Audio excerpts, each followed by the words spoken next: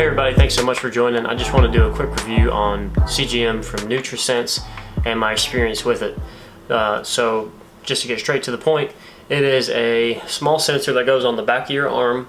There is a needle used for application, but the needle's removed right when it's applied, and all that's left is a small little plastic catheter that stays in your arm, and it continuously monitors your glucose over the next 2 weeks, and it does so about every 15 minutes. So during this time, you're able to see how your glucose responds to sleep, meals, exercise, emotion, stresses, just different things in your life. You're able to see what your body does, and it's a really cool insight for your overall health and metabolic health, flexibility, insulin sensitivity, glucose response, all those things. So during my 2-week trial, my first week, my plan was just to eat as normal, which is more a meat-based keto type diet. And then during the second week, I was going to experiment by eating different things like popcorn and pizza and just any dessert, really. Just to experiment what really happens to my body when I cheat.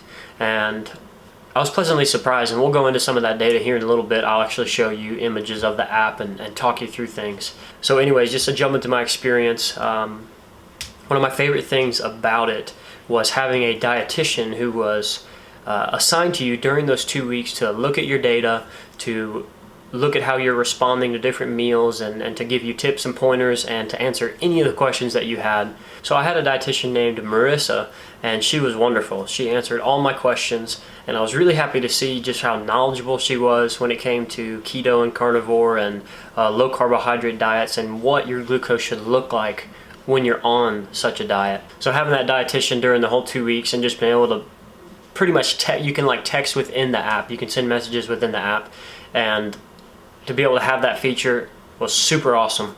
Really enjoyed that.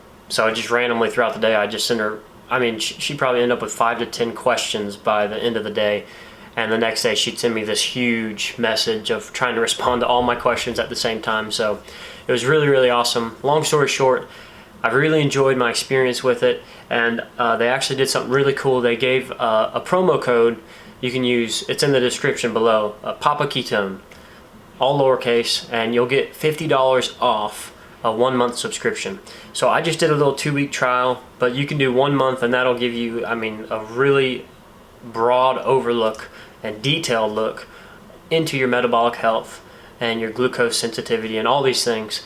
And I strongly recommend it. It was an awesome experience. Nutrisense was great, and they were kind enough to give us that promo code. So use it, enjoy it, and if you have any questions, you can comment or reach out to me. So we're about to dive into the app. I hope you enjoy it. Thanks for watching. Alright, let's check out the data. So you can see a pretty big spike I had. This was actually during a workout. It was a CrossFit style. So at the beginning I started at 92 and went all the way up to 136. This was the highest I ever got my blood sugar. And then came down pretty quickly after the workout. And then after a scoop of protein, it dropped down to like 79. So whey protein's insulinogenic, so it's kind of common to see a blood sugar drop after. Coming up here, we have, this was after a workout as well. My meal was quite a high protein lunch, beef, 3 eggs, and 3/4 of a protein bar, and you see a drop in blood sugar as well because no carbs coming in high protein meal. This one's pretty interesting. I had a Starbucks venti with heavy cream, and I actually saw my blood sugar go up 18 points. Pretty crazy. Bag of popcorn. I love popcorn, so this was one of my little cheats. 2 points is all my blood sugar went up. So that was wonderful. Very happy about that. It's about 50 carbs. So here are my numbers after about 2 weeks. My standard deviation was 7.7, which is really good. You want to be below 14. My minimum was 71. My max was 136. So you can see my mean was 95.2, which seems to be a little high. But there's something called glucose sparing that will happen when you've been in ketosis for a while, where your body will actually keep a little bit more glucose in the blood in case it needs it. And also because it's preferring ketones to be used as fuel.